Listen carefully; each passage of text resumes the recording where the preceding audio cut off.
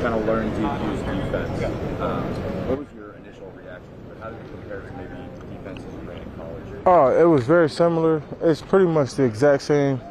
Obviously, different terminology, and some things with a slight change, but pretty much the same thing I ran in college. So I didn't find it too hard, like transitioning.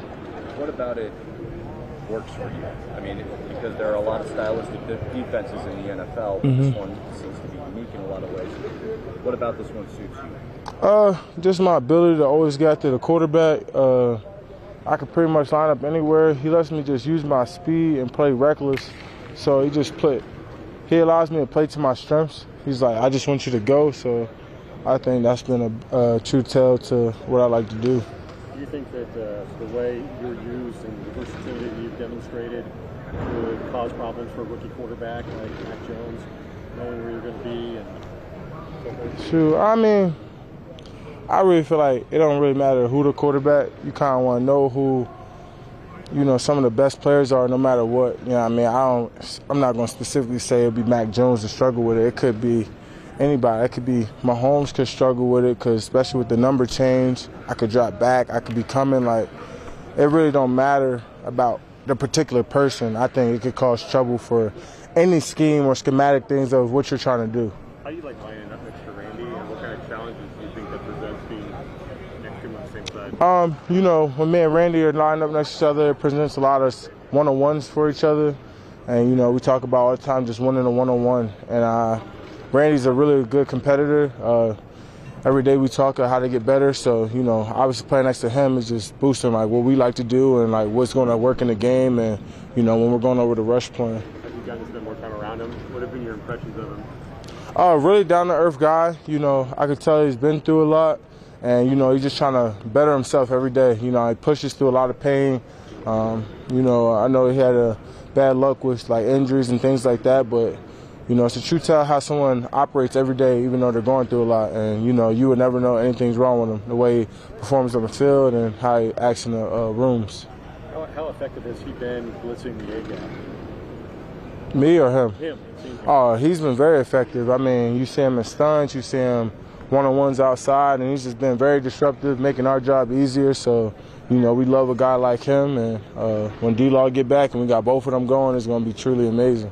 What does that say about this defense, the fact that it's been so effective and you guys aren't even close to full strength? It just says that we just keep climbing that mountain I talked about. Each time we come out and play, every time we practice in the meeting room, we take a step closer to where we're trying to go at the end of the year. So Super Bowl's Mount Everest, and we're still at the bottom right now. How often have you seen Dan Quinn wearing a helmet during the drills?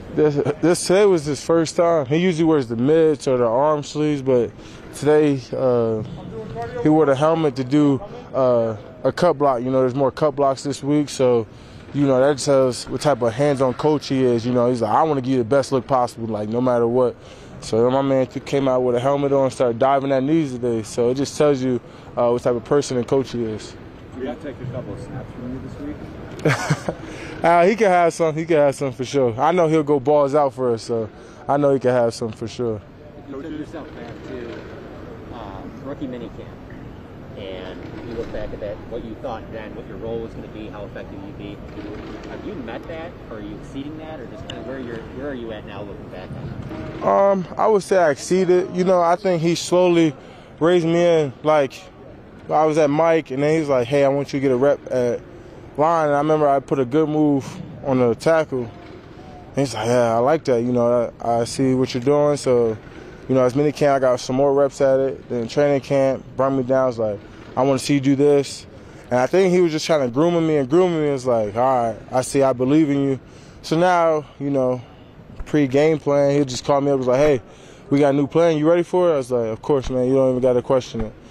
And he says, just look at it over tonight for me. I was like, I got you. I'll be ready. He said, you always are. And I think that's the type of relationship we have now is just like, I built that trust in him, and I got that trust in him that he's always going to put me in a position where he thinks I'll succeed and, help the team succeed.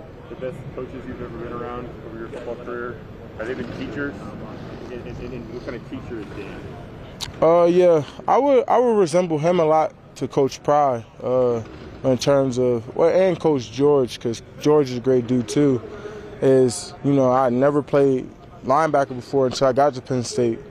And Coach Pry, he was never like a guy to like get down on me. He was just like, you got to do this. Like, he coached me how to become a good linebacker. Like, we did everything every day, steps, starts, same thing Coach George do, the pad, the block destruction, pad level, everything. So I would say I got lucky having some great coaches throughout my career so far, and I'm happy to, have met all of them. Micah, the mental conditioning y'all are doing on Fridays with Chad, what's that experience like for you guys? I think everyone needs someone to deep dive into, your inner self. There's always people that could reach more out of you than you can within yourself, and sometimes you need someone to find like that trigger point, and sometimes it could be personal or it could be other person's stories. Like, I don't know if you ever felt like, say for example, you might have a rough background, and I'm like, wow, like I might not have had it as bad as you, or I might have been lucky, never having an injury, and you've been through injuries and you got through that adversity, so you look at yourself and say, why can't I? So I say mental conditioning is always good for anybody if you're trying to pull something and be bigger than yourself. Is it pretty new to you? It seems like mental conditioning as a whole, I forget who was saying it, but it just seems like something that maybe is underrepresented of all the resources that athletes get. Mental conditioning is something that is always there as part of that. Is that new? I don't know about every program, but I know at Penn State we had a guy who we used to talk about, the process, the daily grind, what you got to do to take the next step. We had a guy at Penn State, something similar to Chad. He would come up on Fridays as well. So. Did you and Chad have much one-on-one conversations, or is it kind of? Yeah, he'll text me videos and quotes and things like that. So, and I'm pretty sure he does that with a lot of guys. Anything that he sent you kind of was most impactful? I wouldn't say it's like one particular thing, but there's things that I look at and be like, I gotta reevaluate some things, how I want to come into the game, or we all aren't perfect and we all go through things, and sometimes those texts be the reason why you might have a better practice. I might not be feeling in the mood to be great, but that one text be like, man, I know I gotta be great today. Do you have any sense of what kind of game to expect from them up there in that environment? No, it's gonna be my first time up there. Person I never went against in college, and some new players I never went against either. So it'll be interesting. No matter what, you gotta adjust and you just gotta ball out. I saw a video of you playing basketball in the locker room. It seems like there's a lot of good camaraderie. It seems like you guys are genuinely having a good time. We're not able to go in there anymore. What is the locker room been like? It's crazy because in my experience, I've never been in a bad locker room. And, I'm hearing other guys coming around, man. I never had a team like this. I never had, a bond like this. And I think that's a good feeling because, when you feel everybody coming out and doing it, it's like, man, something's really going on here. So to have all these guys coming in, that means they buying in. It's different when you got 5 guys buying in. Mind you, it's 48 players that got to come out on Sunday.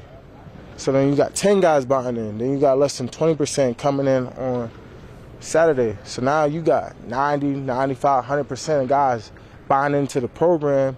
And I think that's been the key to winning because now you got everybody on the same page. Everybody wants to succeed. Some people, at the end of the day, it's like I said, it's still a business. Either way you get a check on Thursday. And now you got guys that getting that love back in the game. And then when you got love for the game, you're going to enjoy it and you're going to play more for it. So I think that's always important for me. If I ever stopped loving football, I wouldn't play it no more. Because to me, it's like the money's cool, but you got to have love. And when you got love and you winning, it makes it even better. It makes it fun again. Like Pee-wee time. Curiosity, you seem really mature at just handling success, really handling all of this, but success, you don't let it get to your head. You understand that it's fleeting and it can change.